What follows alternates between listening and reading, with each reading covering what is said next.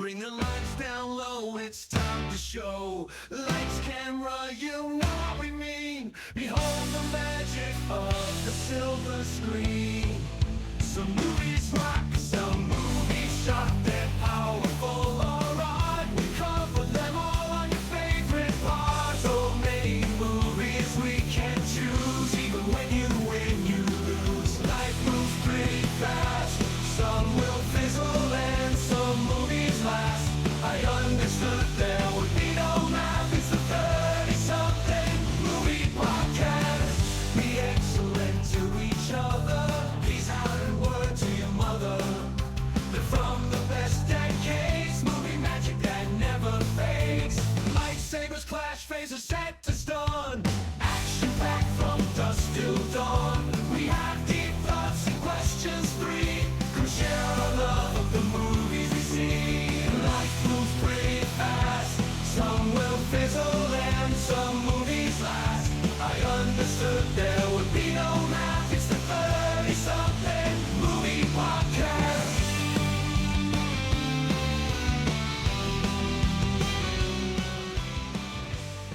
It's the 30-something movie podcast, the name you know.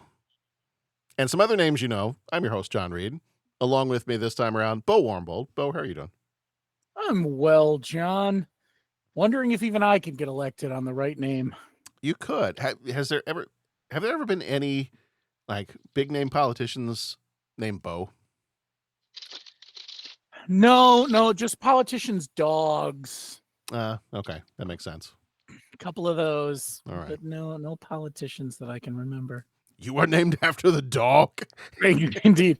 But see, I would probably, I could go middle name, I could go full name, and maybe Sure. find something good. You never know. Yeah, that's true. That's true. Patrick, how are you? Doing good, John. How are you? Doing excellent.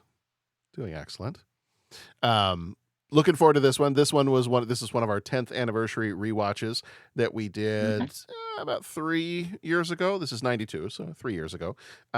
This was another one of Bo's selections because Bo's your whole thing with our rewatches was you were just going to pick ones you weren't able to join us for previously. So Exactly. Movies I really enjoy that I wanted an excuse to watch and hear what you guys said to my face instead of when I wasn't there. Right. We're talking at you, not about you.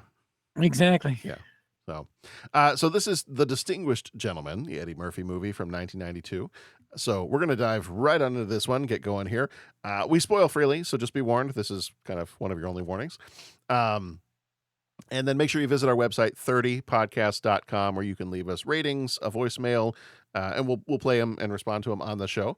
If you leave us one, you could become a co-executive producer via Patreon over there, where we've got some bonus episodes for the folks that are donating and supporting us over there. We've also got some short free episodes that are available. Tons of stuff over there as well. So join us over there. Even if you're not joining us on one of the paid tiers, there are some Patreon shorts that we put out each month, and you've got access to all those because those are open and free to the public. So if you're joining us there, you will also get free stuff as well. But so this time around, we are talking The Distinguished Gentleman. It came out on the 4th of December, 1992, rated R, with a runtime of 1 hour and 52 minutes, directed by Jonathan Lynn, who did Clue and My Cousin Vinny, which is very clear because we have a few, we have at least, I think, a couple of actors that were in My Cousin Vinny that also show up in this one as well. Writers for this, Marty Kaplan did the story and the screenplay, and Jonathan Reynolds did the story. Jonathan Reynolds passed away in 2021. Kaplan did Noises Off and Striking Distance. Reynolds did Leonard Part 6 and My Stepmother is an Alien. Leonard Part 6, we probably for good reason skipped when we were doing our 1987 movies. I will share, I don't know if I've shared this on the pod before, though. I saw that one in the theater. Boy. Yeah. I as a stupid 7-year-old was able to convince my parents that this movie to me looks hilarious. Can we go see it? And got to see Leonard Part 6 in the got to see Leonard Part 6 in the theater. I probably wasted my parents' money going to see Leonard Part 6 in the theater. That's something right there. Yeah, I have a lot to atone for. Yeah. That's quite a story, John. So, producers. Inconceivable. That's inconceivable. Producers were Leonard Goldberg, who passed in 2019, and Michael Pazer. Goldberg did War Games and Double Jeopardy. Pazer did Ruthless People and Hackers.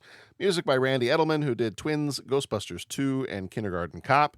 Cinematography by Gabriel Beristain, who did Blade 2, The Strain, and Agent Carter. Editors were Barry B. Lehrer and Tony Lombardo. Lehrer did Lockup and Nash Bridges. Lombardo did Uncle Buck and My Cousin Vinny. The budget was $50 million. The box office was $86 million. Flickmetrics gives it a 50%. Cinema Score gives it a B+. Eddie Murphy plays Thomas Jefferson Johnson. He was in Beverly Hills Cop and Coming to America. Lane Smith, who passed in 2005, played Dick Dodge. He was in My Cousin Vinny and Lois and Clark. Cheryl Lee Ralph played Miss Loretta. She was in Oliver and Company and Sister Act 2. Joe Don Baker played Olaf Anderson. He was in 007 GoldenEye and Mars Attacks. Victoria Rowell played Celia Kirby. She was in Dumb and Dumber and Diagnosis Murder. Grant Shaw played Arthur Reinhardt. He was in Wall Street and Murphy Brown. Kevin McCarthy, who passed in 2010, played Terry Corrigan. He was in Invasion of the Body Snatchers and Inner Space. Charles S. Dutton played Elijah Hawkins. He was in Alien, and A Time to Kill. Victor Rivers played Armando. He was in The Mask of Zorro and The Air I Breathe. Chi McBride was Homer. He was in Gone in 60 Seconds and the TV show Human Target. Noble Willingham passed in 2004, played Zeke Bridges. Was in City Slickers and The Howling. Cynthia Harris, who passed in 2021, played Vera Johnson. She was in the TV show Mad About You and L.A. Law. Daniel Benzali was Skeeter Warburton. He was in A View to Kill and Murder at 1600. And James Garner had a memorable role here as Jeff Johnson. He passed in 2014. He was in The Notebook and The Great Escape. And I'm going to put a little plug in here for another podcast that we are friends with. The James Garner character Jeff Johnson is also the name you know, and the host of a Film By podcast, which is another great podcast you should go check out. So that Jeff Johnson, no relation to either of the Jeff Johnsons in this movie. Yes. But I would like at some point in an AI fever dream, I would put all three of them in a room and just have them look at each other and go, Jeff Johnson, Jeff Johnson, Johnson. Jeff Johnson. And we can we're going to need new FBI guys. We're going to need new Jeff Johnsons. Well, one of the Jeff Johnsons dies in this movie, so we're going to need new Anyway. Oh, okay. Anyway, moving on. Yep. Next. Yes. Let's see. All right, real quick. A con man discovers during a job that the U.S. Congress is where the money is at, and name recognition can get him elected. But will he develop a conscience? Oh, waiter, where's my bourbon sour? Oh, you must think I'm Kareem. I'm Jamal. He stiff you on your drinks, too? He fired. Kareem, where's this woman's drink? Thomas Jefferson Johnson is no ordinary con man. Take the damn money. Take the watch, please. You know this goes against my every principle. There is only one place for people like him. I want to tell y'all about a town where the streets are paved with gold. You mean Las Vegas? No, not Las Vegas. He's talking about Washington, D.C. I am running for Congress. Now, Thomas Johnson Con Man is Thomas Johnson Congressman. Read my lips! We have a new member joining us today, the distinguished gentleman from Florida. Paul Zeckhauser, American Tobacco Council. Paul, I'm going to be extremely frank with you. That is, if you're interested in fundraising. Well, I'm very flattered, Mr. Chairman. Dick. Well, I'm very flattered, Mr. Dick. No. Oh, I'm sorry, Chairman Dick. No, Dick, just Dick. Oh, just Dick, just plain old Dick. We feel that the semi-automatic weapons gotten a bad rap. Really, they're just guns for the ordinary sportsman. Then like a nice warm Uzi. Must have had a heart attack. Hollywood Pictures presents Eddie Murphy. And I think it is wrong when students have to stay up late at night and miss all the good shows, doing homework, then get up early in the morning and go to school. This sort of thing just is not fair. He's going to do to Congress what Congress has been doing to you. I got a sprinkler too now. Back at you. All right, then. The distinguished gentleman. Aren't you going to vote? Is that what that means? You know, all this time I thought that meant it was time for Final Jeopardy or something. Okay, major moments. 10 major moments. Florida hustler Thomas Jefferson Johnson crashes a political fundraiser and overhears the corrupt Congressman Jeff Johnson discussing the perks of office, sparking an idea to con his way into U.S. Congress. Congressman Johnson dies suddenly during a business meeting. Of a sort? Of sorts, yes. Staff meeting? Yes. Mm-hmm. You could call it that. Sure. Oh. Sure. Mm-hmm. Yeah. And the opportunistic Thomas sees a chance to exploit the situation, adopting the same name and running in a special election. Banking on voter apathy and name recognition, Johnson launches a cheap campaign using the deceased congressman's old materials, securing a surprise victory. Arriving in D.C., Johnson quickly adapts to the swampy political climate, attracting lobbyists and donations while mimicking the corrupt behaviors he once observed. While thriving in political gamesmanship, Johnson becomes disillusioned when he learns how special interests obstruct meaningful reforms on campaign finance and environmental safety. Johnson investigates reports of children in a small town developing cancer due to power lines, uncovering a corporate cover-up that hits him on a personal and moral level. He clashes with Representative Dick Dodge, a powerful committee chairman who blocks legislation to protect the power company's interests, revealing the deep-rooted corruption in Congress. Drawing on his con artist background, he then devises an elaborate sting to expose Dodge's illegal dealings and manipulations. Johnson's plan ultimately succeeds, bringing Dodge's corruption to light, shocking Washington, and earning Johnson reluctant admiration for his bold tactics. All of D.C. is overjoyed that Johnson exposed Dick. As his own criminal, don't look at me that way. As his own. Oh boy. Oh boy. I will look at you how I choose. It's in the notes, Bo. I'm just reading the notes. This guy reads from a card. Okay. You might have too many notes, my friend. Just trim a few. It'll be okay. I had it. No. Anyway. As his own criminal history threatens to unseat. I need to do the Jurassic Park Jeff Goldblum laugh. Yeah. Or you could do the Billy Madison. Right. Either would be appropriate here. Indeed. Mm-hmm. As his own criminal history threatens to unseat him, Johnson confidently breaks the fourth wall and proclaims, "I'm going to run for president," ending the film on a satirical note. Those are the 10 major moments. And now let's talk about our feelings here. And now, Deep Thoughts. I have an opinion on this matter. Don't mince words, Bones. What do you really think? I like it a lot. Wow. It's very deep. Thank you. All right. I would like to thank all of our listeners for tuning in to the Podcasters of Many Nations show today. Yes. Yes. My name is Helga. We've seen this movie before. So, yes. I mean, Pat and I talked about this, 3 years ago.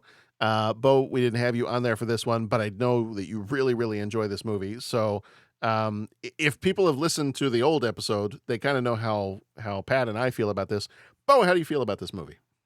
It is so fun from the beginning. Like, they keep you laughing, and they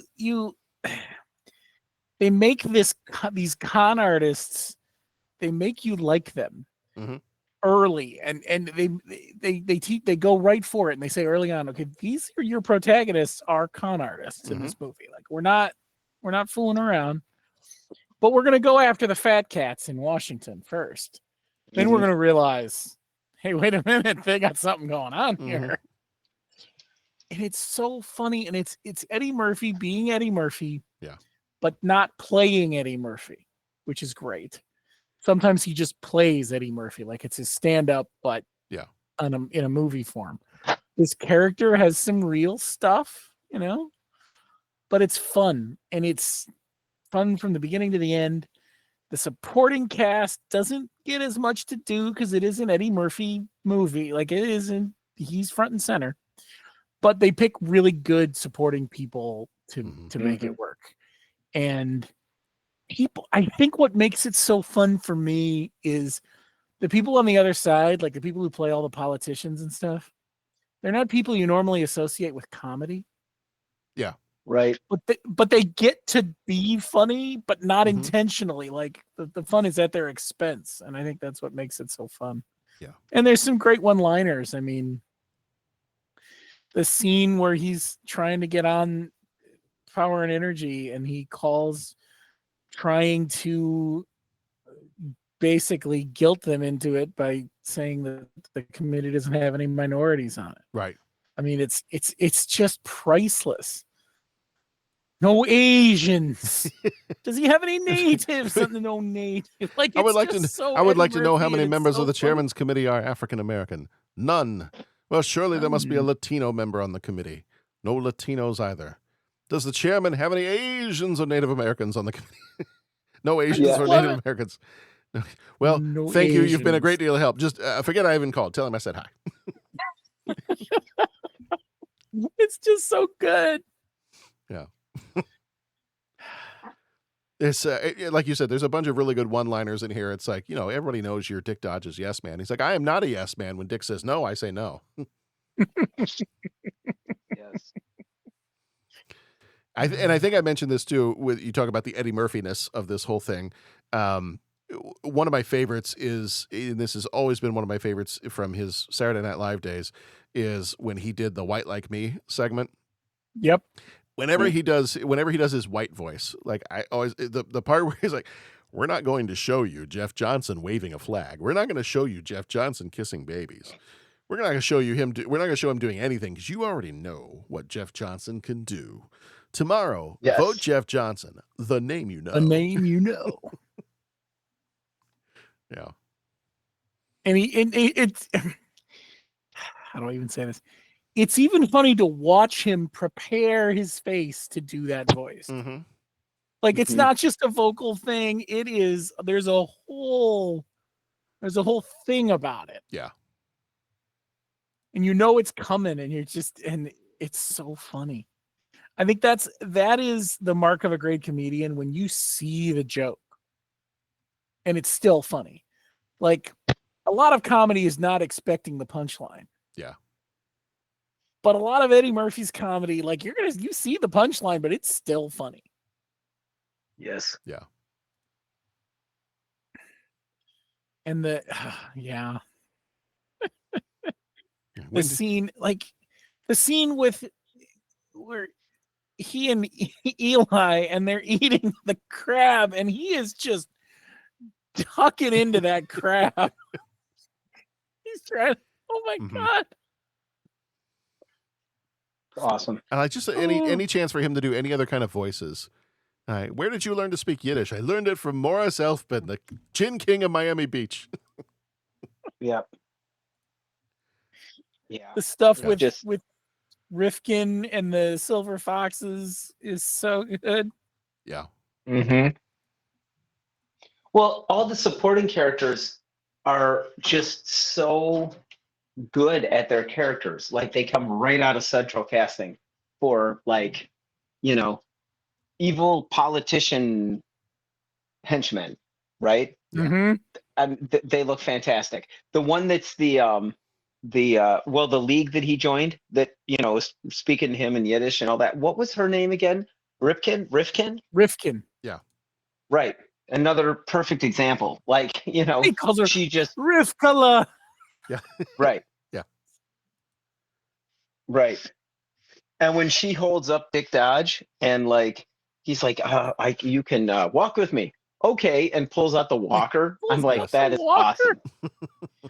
I mean, where does she even pull it out from? Right. Yeah. Yeah.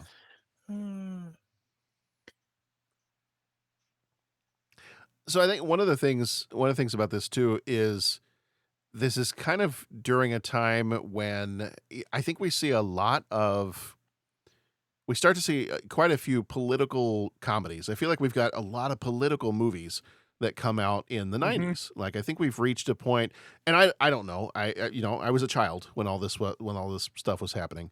I sound like Marion Ravenwood. I was a child. Sorry, Jeff. So there's a lot of political movies that come out during the 90s. We've already done on the podcast. We've done Dave. We've done The American President. There's going to be Primary Colors. There's going to be Wag the Dog. There's Bulworth. There's just a ton of political movies that come out during the 90s. And I wonder if part of that is because we're not necessarily, and I know there's the war in Iraq, at the end of the 80s and in the early 90s and whatnot.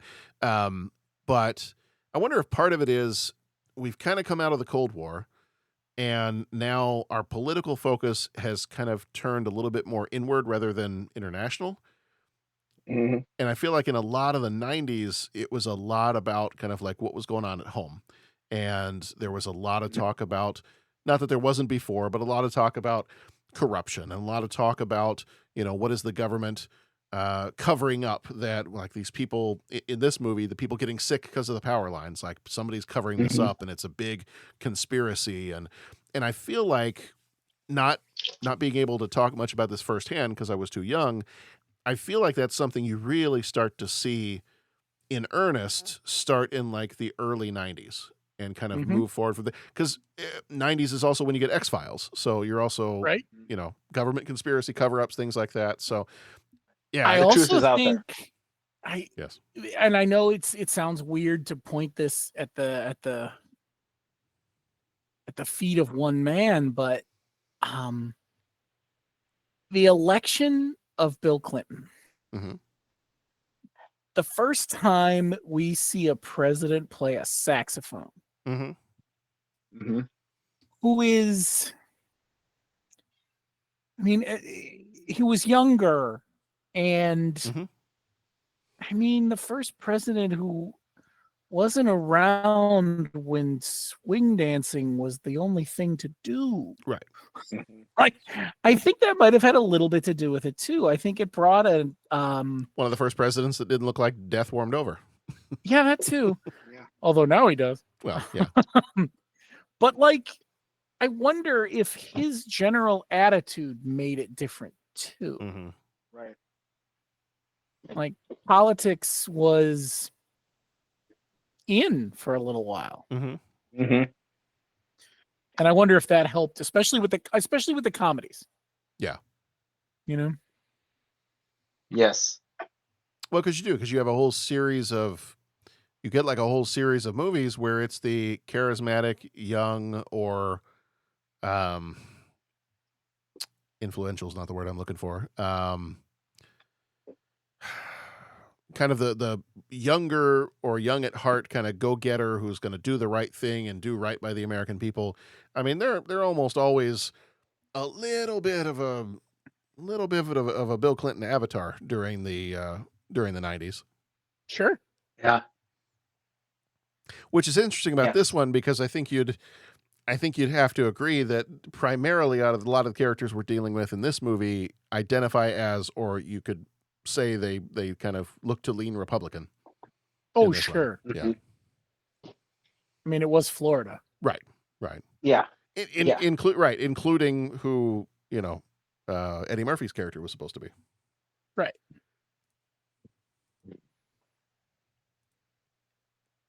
But yeah, it is interesting to watch they always talk about it when they talk about TV news. Like, if you really pay attention to the lead anchors in TV news, it tends to follow an interesting curve depending on who's in the White House. It's interesting to think about that from a movie perspective. Like, I wonder when we look back, even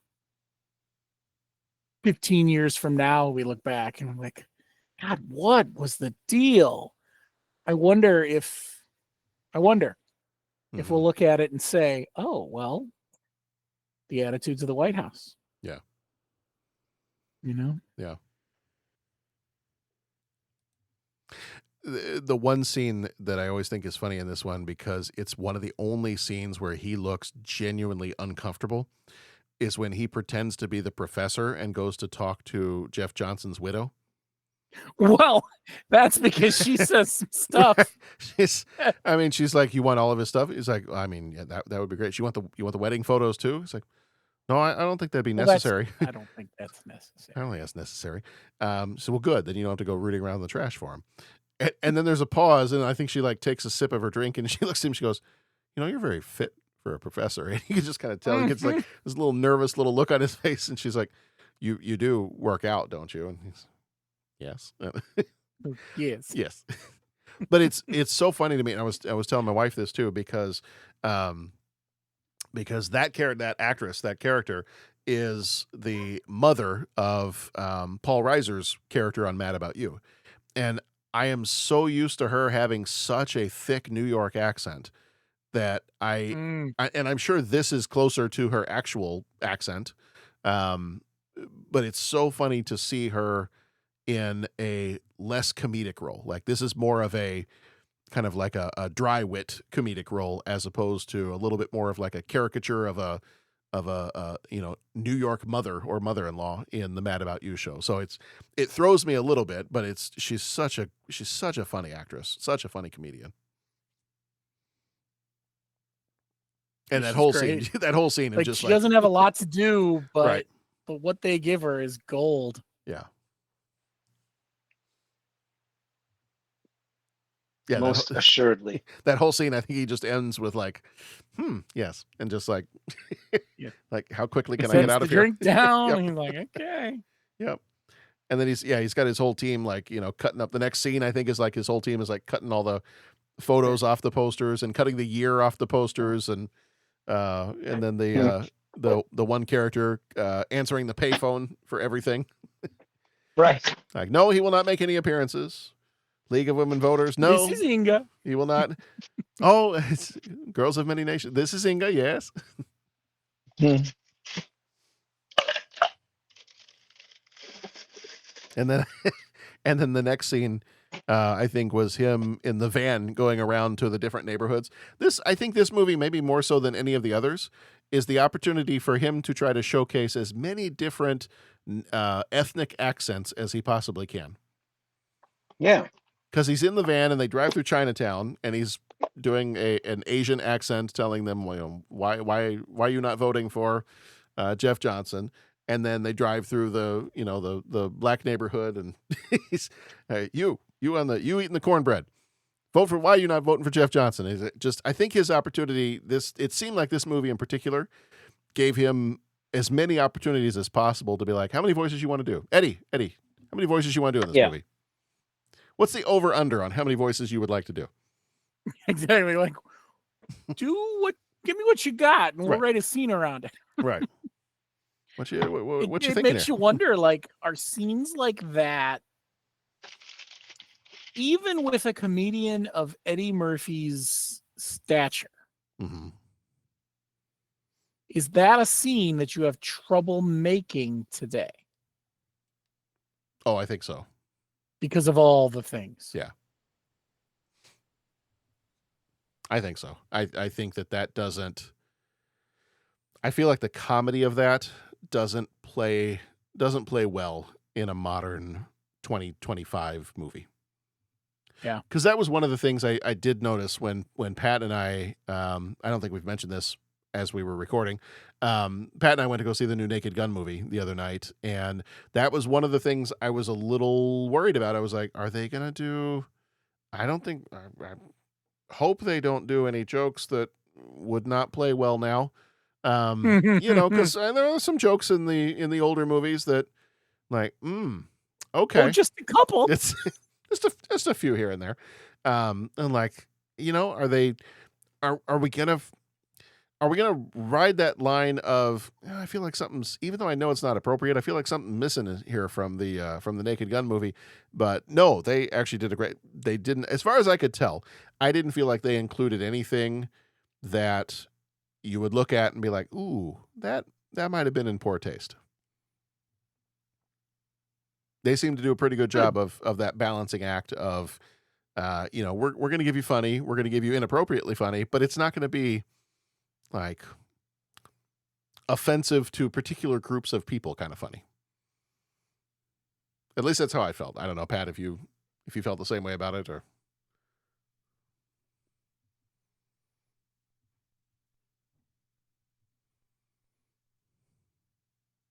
Okay. Oh. Yeah, it's a tough line, and we see a lot of movies that walk that line. Mm-hmm. I feel like, and it's amazing to think that from the 90s to today, like there's so much in this movie you couldn't do, right? And you would have to.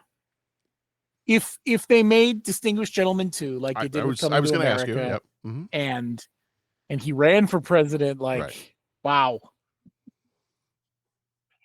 Distinguished or gentleman. Yes.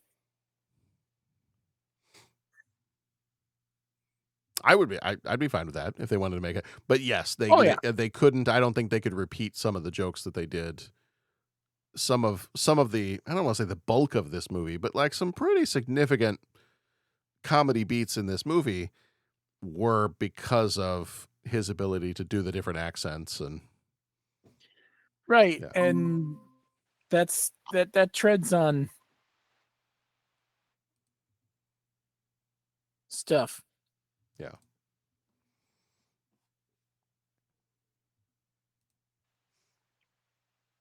Yeah. Yeah. Although you say that, I would be curious to see. I don't think I've watched a whole lot of recent Eddie Murphy. Like I have not watched Coming to America, the sequel. I have not watched it was fun. I have not watched Axel Foley. Also fun. Also fun. Okay. So I haven't seen it lately. But Axel Foley is a good example of it's better than Beverly Hills Cop 3. It's not saying much, but sure. Exactly. Like it's a lot of fan service, inside jokes and stuff. Okay. But it's fun to see the old gang back together. You know, it's fun. Yeah. You still can't hold a candle to 1 and 2. Oh, absolutely. Yeah. You know. Yeah. Beverly Hills Cop 1 and 2 are masterpieces. Yeah. Yeah, I feel like with the way things are, without poking either side of the aisle, because I think there's plenty to poke on either side of the aisle, I feel like now is not a good time to do certain political comedy. Like, I don't think you can do a lighthearted political comedy right now. I think it's too hard. There's too many third rails. Right. I feel like there's so much. It's either one or the other, and you got to go to the extremes because everything kind of seems to be the extremes right now. I don't know that a lighthearted movie like this, maybe it would be well received. Maybe people would be like, "Oh, this is exactly what I've been hoping for." I'm sick and tired of all of the, demonizing either side. Whether you're demonizing Republicans, demonizing Democrats, I'm tired of that. I just want something funny to poke fun at all of them because I don't trust any politicians. I take the Obi-Wan Kenobi approach, but he's a politician. Doesn't really matter which side, but the chancellor is a politician. I don't know. Maybe you could, maybe, if done right. I would not be the person to do it. I don't know that I could. I don't know that I could tread that fine line. Well, yeah, and I just want the old jokes. Right. Right. Which may not play well today either. But right. To which then most people would say, so go watch the original movie. Like, why make another? You know what I mean? Right. Right. Like, which is why we're here today. Right. So we've already kind of talked about a few of the scenes here and there. Do you have a favorite scene in this? Oh, it might be the one we've already talked about where he's going through the voices doing the committee thing on the phone. That's so good. Yeah. And then as soon as it's over, the henchmen stand up and say, I'm going to be the Conference of Southern Baptist Ministers. And I'm going to be the Urban League and the Latino Count. Like, it's just such, it's like watching a heist movie when everything's a well-oiled machine. Like, it's the same thing. Like, they are a well-oiled con machine. And that scene just brings it all together. Yeah. Yes. So that's mine.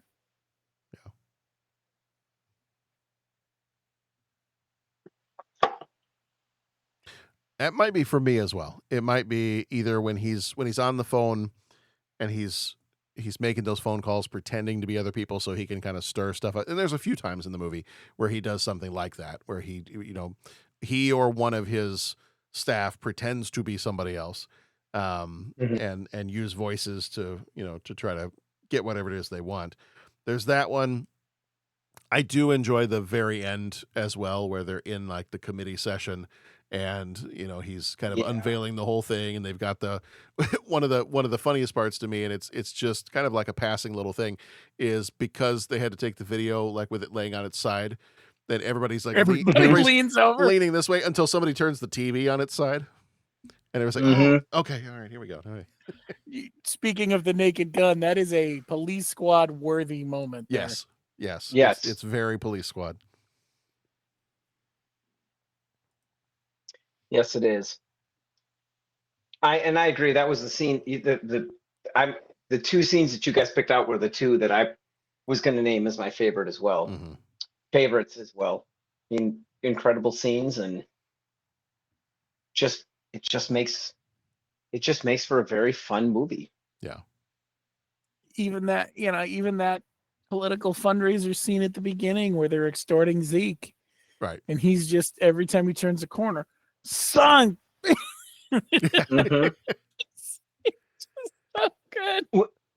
When he's telling him what the cash to pay the guys off are. Yes. And he doesn't bat an eye. It's like 5,000. Okay. Well, there's 4 guys in the crew. I mean, and you got to pay per person. Right. And you got to throw in an extra 5,000 for the. It was like, that was a pretty good bit. Yeah.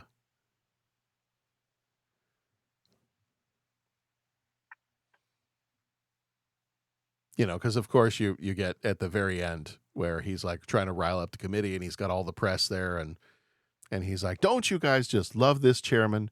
He's brought dignity back to the name Dick. No longer is it tricky. Come on, everybody, let's all say it together. Dick is good. Dick is good." And just everybody's chanting, and that was good. That whoever was working on the screenplay, Eddie Murphy probably just stepped in one day and he's like, "Hey, I got one line I need to put in the screenplay." Just right. Because it sounds so much like that whole little thing. There are certain times in the movie where it sounds like you were saying, Bo, it sounds exactly like it's something that came right out of either Saturday Night Live or one of his stand-up routines, and that end part in particular sounds like a lot of other Eddie Murphy moments I've seen in other places.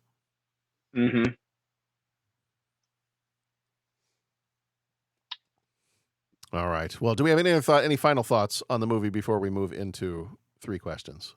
Before we move into committee session and talk about 3 questions?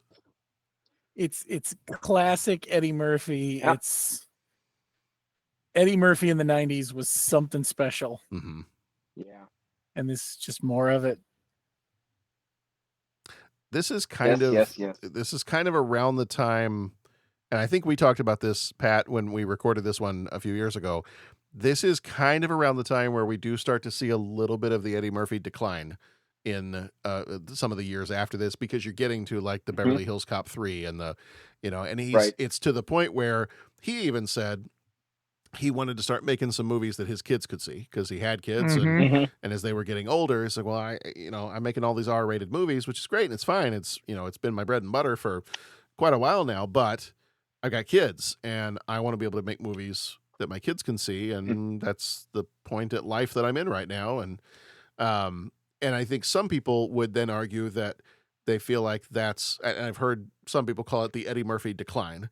So I don't know if you want to call it a decline or just a shift in his priorities, but even when he did put out some of his more R-rated adult centered movies, at this point. They did not do quite as well, kind of almost from about this point on.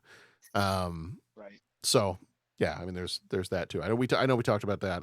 I listened to a little bit of the old episode last week. Just I was like, all right, what did we talk about? Let's double check here and see what we talked about. We talked a little bit about that. Yeah. But hey, if you've got plenty of money and you want to make movies for your kids to be able to see, then what do I care? Yeah, go nuts. Right. If you make stuff I don't like, I won't watch it. Right. And I mean, how many of his roles were really truly different from a previous one? Right.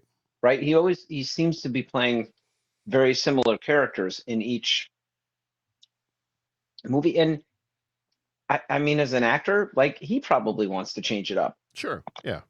But he's not getting offered that. So, okay, I'll do something else till I do get an offer. Right.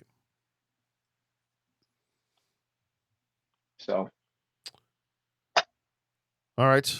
I'm going to ring the bell so that we know it's time to go vote on 3 questions here. Oh, that's what that means. Oh, that was a vote about school lunches. Yeah. Because I want to be the education candidate. I believe that school children should be able to eat lunch and breathe at the same time. At the same time. Yeah. Okay. That just made me think of a scene. I love when his acceptance speech. Yes. His acceptance speech, and each one of the lines is basically like an applause line. Yes. And that was something cool, because I like in that first one, they were going mad for him, right? Like, he would just, the only thing we've got to fear is fear itself. Yeah. Ask not what your country can do for you, but you can do for your country. I am your candidate. I have a message. The message is change. I mean, I'm messing it up, but if it's you like, can't stand that the was heat, actually pretty darn good. No, you're good. If you can't stand the heat, get out of the kitchen. Get out of that's the kitchen. that's exactly it. And so he starts with all these big quotes that don't relate, and then it's like he's just saying words. It's awesome. I like that whole scene. And remember, Pat, live free or die. Live free. Live free or die. And in conclusion, read my lips. Read my lips. All right. I think it's time for 3 questions. He asks each traveler 5 questions. 3 questions. 3 questions. It's impossible to answer. Impossible because you don't know the answer. Nobody could answer that question. I want to ask you a bunch of questions. I want to have them answered immediately. What you just said is one of the most insanely idiotic things I have ever heard. At no point in your rambling, incoherent response were you even close to anything that could be considered a rational thought. Everyone in this room is now dumber for having listened to it. I award you no points, and may God have mercy on your soul. All right. Question number 1. If you were going to run for office or be appointed to some position, what position would you want to hold in the government? And let's assume it's a time where you can hold any position you want and they're not all being eliminated.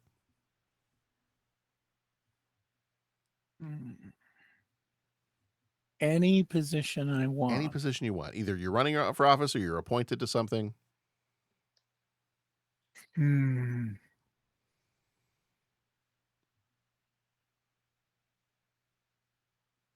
Is this I was just going to say, is the question is the question, what would you be in office if you could be an elected official or an appointed official? Elected or appointed. If you were going to hold an elected or appointed office. And Pat, because I listened, I have your original answer from 3 years ago, so I'm curious if you have the same answer. Oh, jeez.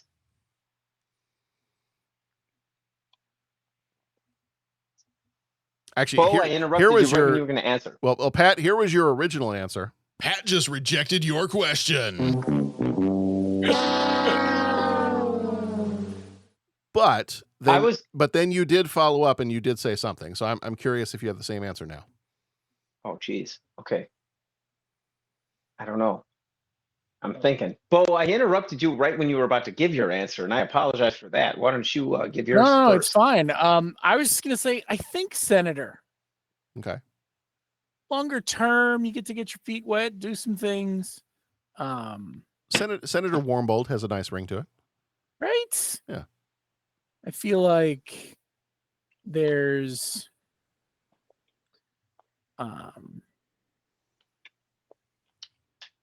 president's a little too much. Yeah, no, nobody wants that.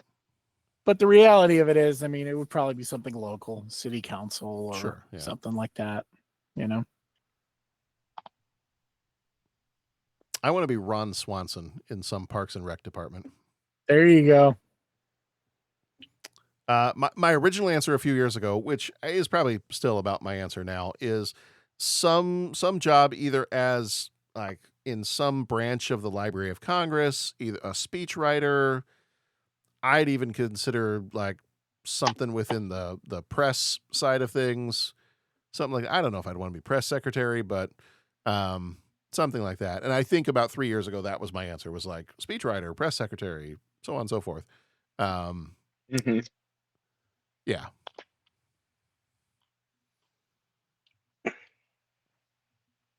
Pat, did you think of something, or do you want to know what you said 3 years ago? Well, the only thing I could really think of that I'd want to be, I remember, and I don't even know if this is real anymore, but I remember my professor in college one time said that he had a friend that I think it was in another country, was elected or appointed to work at one of the major libraries and like catalog the history of jazz and curate like jazz recordings and the history of jazz. And so they were always on the lookout for, you know, old recordings and fitting them into the timeline and coming up with the, you know, archive the information and who were the sidemen and what were the tunes and so forth. And I think that would be a good job in government. Okay. Pat, would you be curious to know that's exactly what you said 3 years ago? Is it really? It is, yeah. When I was back at Eau Claire, we were studying, our professor said that we had a guest artist or a guest speaker or something like that. And this person worked, it was a different country. I think it was one of the Scandinavian countries, but their entire job was working for like the central, you know, state library or, you know, like that. And their entire job was to curate the jazz recordings. And their entire job was to like research the jazz recordings and keep the collection in the library. Boy, I just sound like an idiot as I'm talking and I'm totally not describing this right. Yeah. But their job was to make sure that the collection was up to date and to write information about it and research and to find other rare jazz recordings. Okay, because you know what? Well, there you go. I'm consistent. Yeah, I'll give him that. I just, that really stuck with me. That really stuck with me when I was in college. I'm like, that would be awesome. I could tell. Yeah. He's nothing if not consistent, folks. That's right.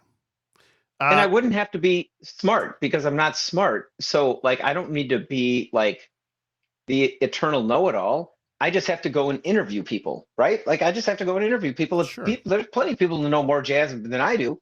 I just and it's go jazz, talk to them. man. So it's all good. Yeah. Love it. It could even be like the jazz we saw in the Naked Gun movie. Oh my gosh. What a great movie that was.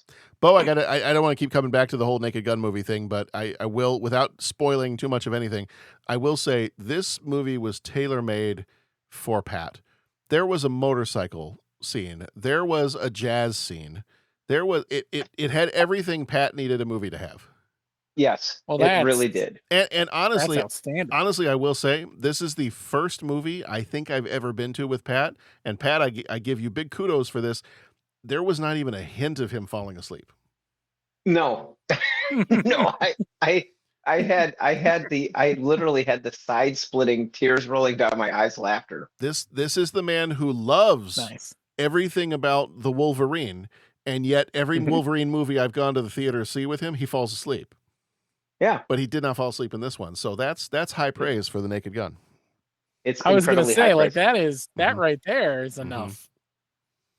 I'm just saying, I didn't see it till the end. I should have gotten the special popcorn bucket. Yes. The special popcorn bucket. Yes. It was a very nice popcorn bucket. Shaped like a small furry animal. One could say Pat even looked at the popcorn bucket and said, "Damn, that's nice." Yes. Here's looking at you. Uh-huh. Well, and I looked up the soundtrack because that great theme. Oh yeah. And I think it was recorded by the Gordon Goodwin Band, which that's a high end group. I mean, so it's like, well, no wonder the soundtrack sounded incredible. They spared no expense. So yeah, that was pretty awesome. Question number 2. If you were running for office, what would your campaign slogan be? Get it done. Nice. My campaign slogan.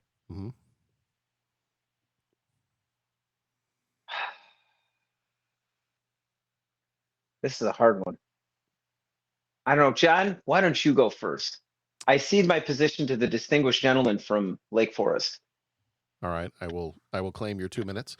I had a couple of different ideas. Now, the obvious one, the easy one that's been used before and was actually used in this movie too, was "Read My Lips," but spelled R-E-I-D. That could be one. I had a couple that I thought could actually be used, and then 2 more that I thought, that's just kind of if I don't really care and it's just doing it for funny. So the ones I thought, I could actually use those would be, and anytime I say read, it's spelled R-E-I-D.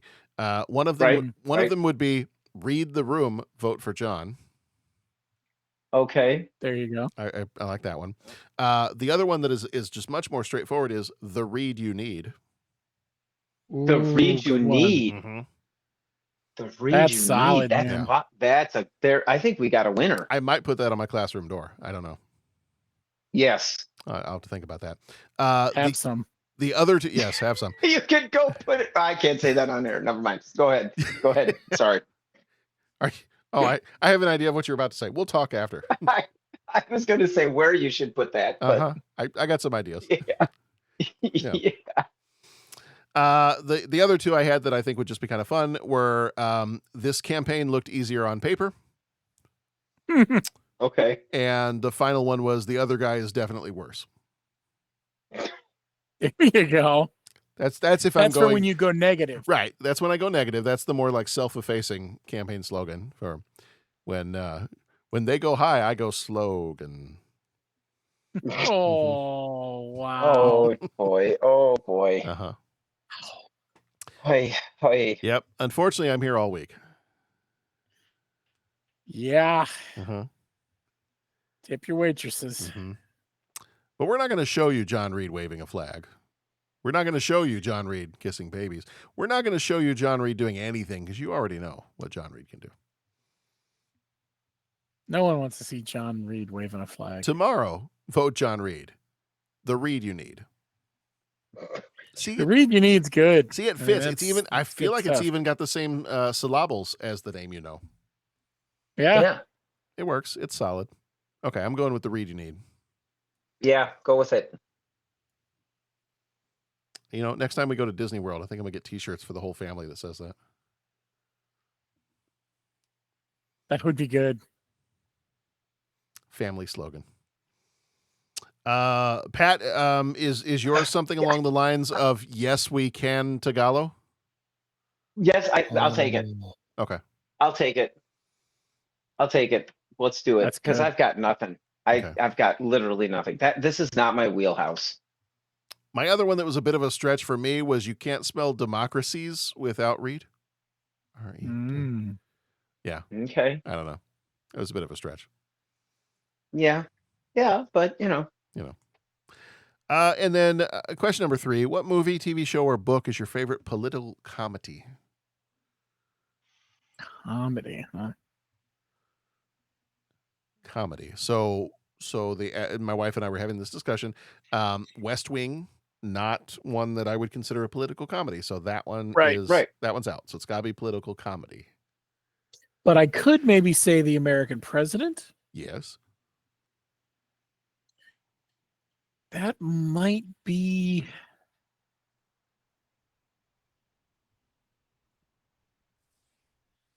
I feel like I'm forgetting one, but I still think that might be it.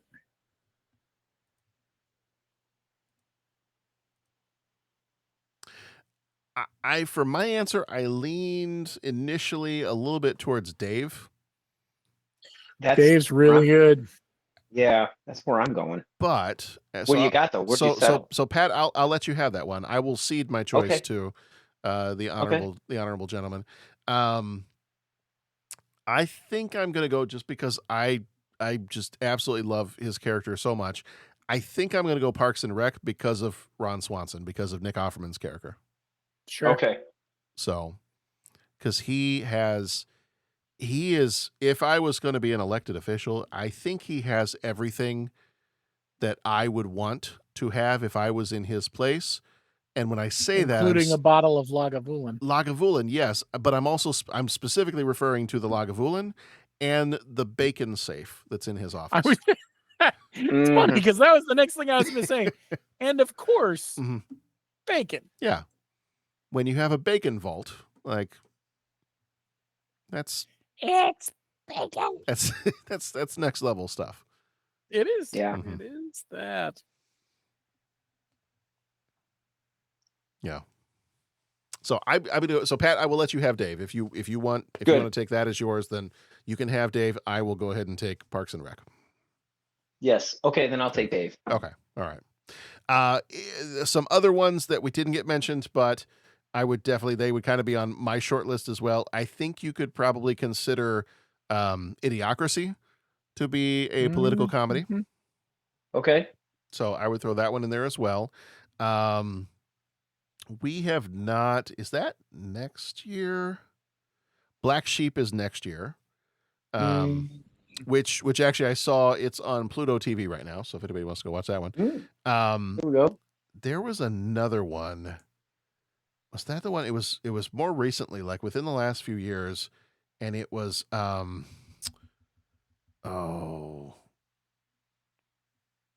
shoot. Was it Leonardo DiCaprio? Yes, that Don't Look Up. Oh, I enjoyed that one. I thought that one was funny. Yes. I'm not sure I'm not sure it got good reviews, but I thought it was kind of funny. That was the one where they're like there's like a comet that's coming and it's going to destroy Earth, and the scientists are trying. I think it's Leonardo DiCaprio and Jennifer Lawrence. It is, and it's amazing. Yes. Dennis told me about it, and he was like, "Yeah, it is very, very good." Yes. You know, I might have to change my answer to that one. Okay. And I, not to say anything wrong with Dave, but yeah. Dave, it kind of goes under the same thing as The American President, like a heartwarming movie. But I don't know if it's straight up comedy. And Don't Look Up very much is comedic, but not like haha funny, but like court jester commentary. Sure. Yeah.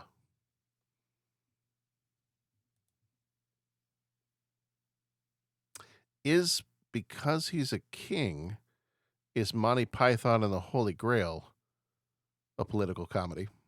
Ooh. Because we're thinking American politics. Sure, but sure. Maybe that could be considered a political comedy. Yeah. I mean, they are criticizing the violence inherent in the system. Exactly. Yeah. I'm being repressed. Help me. Oh, look at that. Did you hear that? Bloody pleasant.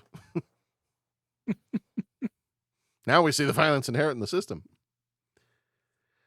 But we take it in turns as kind of an anarcho, I don't remember what the word is, commune to act as an executive officer for the week.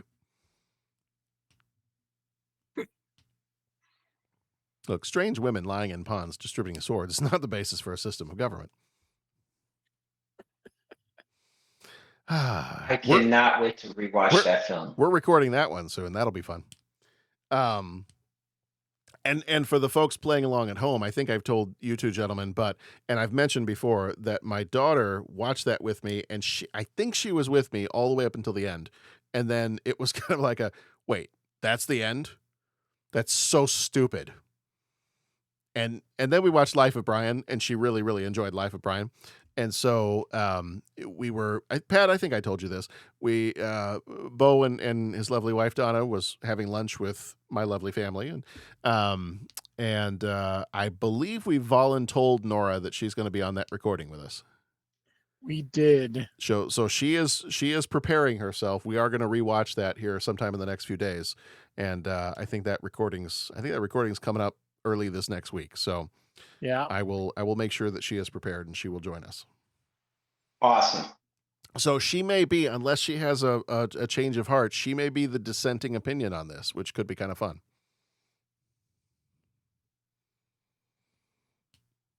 Yeah, I'm looking forward to it. I'm all about it. Yeah. So agreed. All right. Agreed. Do we have any final thoughts about Distinguished Gentlemen? I think all of us would agree. It doesn't necessarily get good reviews when you look on some of the review sites, but I think we've reviewed this movie twice now, and I think we enjoyed it both times. And Bo, I know you really, really enjoy this one. I do. It is one that I can watch every year. Might be a stretch, but close to it. Sure. Yeah. Yeah, it's good stuff. If you're an Eddie Murphy fan, this is kind of definitely a must watch. It is a to use a cliched phrase, it is an Eddie Murphy tour de force. Mm-hmm. Mm-hmm. Yes. French might be the only accent he doesn't do in this movie. That's true. Yeah. No, give him time. In the sequel, Distinguished Gentleman 2, Distinguished-er Gentleman, then I'm sure he will. All right. That's going to do it for this episode, folks. Our month of August is Comedy Month, and so far this month, you have partaken in our discussions and reviews of Billy Madison. We recently released the Get Shorty episode. That was our 600th episode of the podcast. This one is The Distinguished Gentleman, our rewatch from 1992. Next time, our next episode is going to be Friday. And then our Patreon episodes, Patreon short is on Canadian Bacon from 1995 with John Candy and Rhea Perlman. And then as we just mentioned, our Patreon episode is going to be Monty Python and the Holy Grail. And I think what I might have mentioned to Nora, I was like, oh, Nora, it's a Patreon episode, so only certain people are going to be able to listen to it. I think we're going to do a little special promotion, and I think we're going to open it up to everybody. Nice. So I think just to make sure, a little taste, give everybody a little taste, Yeah. and then first one's free, and then after That's that, right. That's how the market works. Oh, all right, Bo, Pat, as always, it is a pleasure. Indeed, thank you, John. Thank you, John. Pat. Great fun. Thank you, Bo. Good times with a great movie. And everybody, in conclusion, be excellent to each other. Go watch some good movies and read my lips. It's time to show. Lights, camera, you know what we mean. Behold the magic of the silver screen. Some movies rock, some movies shock.